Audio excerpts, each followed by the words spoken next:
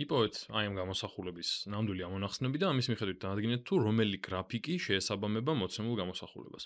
ნუ სამი სხვადასხვა გრაფიკი გვაქვს და გვაინტერესებს რომელი არის აი ამის შესაბამისი. ახლა სანამ ამოვხსნი ამას და უпростоრად სანამ ვიპოვი ნამდვილ ამონახსნებს აი ამ გამოსახულების, მარტივად როგორ შეიძლება გადავჭრა ასეთი პრობლემა, ანუ როგორ შეიძლება შეუსაბამო მარტივად რომელიმე გრაფიკი ამ გამოსახულებას. ნუ დავაკვირდები გრაფიკს, შევხედავ რომ აი 0 სად არის მთელი ეს ამ გრაფიკის მნიშვნელობა, ანუ სად იკვეთება x ღერცთან. იკვეთება როცა x უდრის -3-ს როგორც ჩანს. ანუ ეს წერტილი ალბათ არის -3 და 0. ამიტომ ახლა ჩავსვამ, რადგან -3 არის ჩემი ვარაუდით. ჩავსვამ -3-ს აი ამ გამოსახულებაში და ვნახავ რას მომცემს. ანუ რომ ავიღო ახლა -3, მექნება -3-ის კუბი, მერე +3 -3-ის კვადრატი, მერე ამას +-3 და +3. ახლა -3-ის კუბი არის -27. მერე 3 -3-ის კვადრატი არის 3 9, ანუ 27. მერე მოდის მოდი ესე ვიზამ. -3 და +3.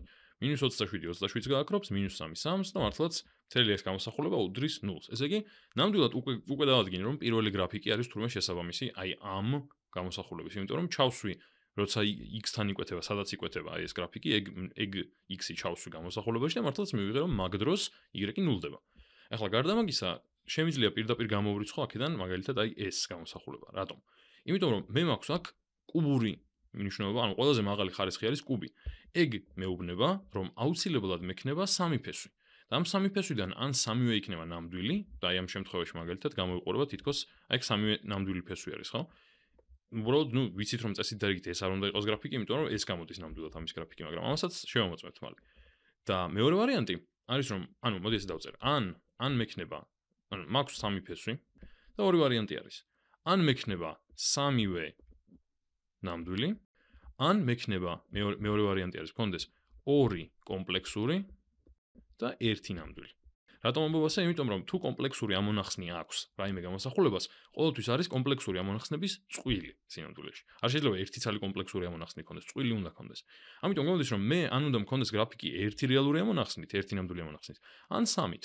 ნუ უბრალოდ შევამოწმე რომ 3-ს რომ ჩავსვამ, უბრალოდ -3-ს, მაშინ ვიღებ 0-ს. ესე იგი, აქ რომ მაქვს -2, 1 და ეს საერთოდ არ ვიცი რა არის 3 ალბათ. ესენი რომ ჩავსვა წესით დარიგით, არ უნდა მივიღო 0 და ალბათ მართლაც ეგრე არის თუ შეამოწმებთ მაგას, შეგიძლიათ შეამოწმოთ. და ახლა მოდი სტანდარტულად გავყვები ამ ამოცანას, ესე იგი მოცემული მაქვს y ტოლია x კუბს plus 3x კვადრატს plus x plus 3-ის და ესეთ ორზე უფრო მაღალ ხარისხიან განტოლებებში ზოგადად მარტივად შეიძლება და საინტერესოდ რაღაცების დაჯგუფება. ახლა მაგალითად პირდაპირ რომ დავაკვირდეთ, საერთო აქ პირველ ორ წევრს აქვთ x კვადრატი, ხო?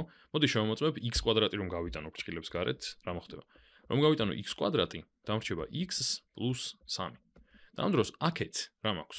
აქეთ მაქვს დამატებული 1-ჯერ x plus 3, ხო? ანუ ეს x plus 3 ხომ შემიძლია წარმოვიდგინო როგორც 1 გამრავლებული x plus 3-ზე. ამიტომ ახლა ავდგებიდან x plus 3-ს გავიტან ფრჩხილებს გარეთ, ანუ ესეც გავიდეს ფრჩხილებს გარეთ, ესეც გავიდეს ფრჩხილებს გარეთ და დამრჩება ესეთი რაღაცა. მექნება x plus 3 გამრავლებული ფრჩხილებში დაწერია მაგაზე. ფრჩხილებში იქნება x კვადრატს plus 1. აი ესეთი რაღაცა დამრჩება. ესე იგი, გამომივიდა რომ ეს გამოსახულება შემიძლია ჩავწერო როგორც x plus 3-ჯერ x კვადრატს plus 1. და ახლა ეს როდის უდრის 0-ს? ორი ვარიანტია. ან x plus 3 უნდა უდრიდეს 0-ს, რაც ნიშნავს რომ x-ი უდრის -3-ს და ეს არის ნამდვილი ამონახსნი და აი ემთხვევა. და მეორე ვარიანტია რომ x კვადრატს plus 1 უდრიდეს 0-ს, ანუ x კვადრატი უნდა უდრიდეს -1-ს. და ნამდვილი რიცხვი არ არსებობს ისეთი რომ კვადრატში აიყვან და მინუს რიცხვს, უარყოფით რიცხვს მოგცემს. ამიტომ აუცილებლად გამოდის რომ წარმოსახვითი უნდა იყოს ეს რიცხვები, ანუ კომპლექსური რიცხვები უნდა გქონდეს. ესე იგი, სხვაგვარად რომ ვთქვათ, ნამდვილ რიცხვებში რადგან არ ვართ, უეჭველად კომპლექსურ, ანუ წარმოსახვით რიცხვებში გვექნება დანარჩენი ორი პასუხი. და მართლაც ჩანს რომ ორი პასუხი უნდა გქონდეს, ხო, პლუს მინუსები იქნება აქ. ესე იგი, გამოდის რომ მართლაც არის სწორი პასუხი აქ.